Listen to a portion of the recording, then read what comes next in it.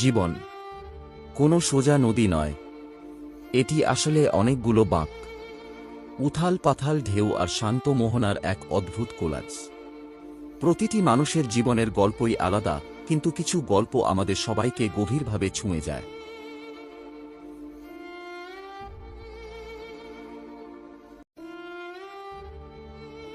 এক ব্যক্তি সারা জীবন একজন নিখুঁত বন্ধুর খোঁজে ঘুরে বেড়ালেন, কিন্তু কাউকেই তার মনের মতো পেলেন না। জীবনের শেষ বয়সে এসে এক তরুণ তাকে জিজ্ঞেস করল, আপনি পুরো পৃথিবী ঘুরলেন, তাও কি একজনও নিখুঁত মানুষ পেলেন না?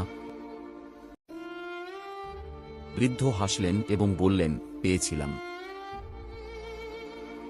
আমার জীবনে একজন নিখুঁত মানুষ এসেছিলেন। তরুণটি অবাক হয়ে বলল, তাহলে তাকে আপন করে নিলেন না কেন?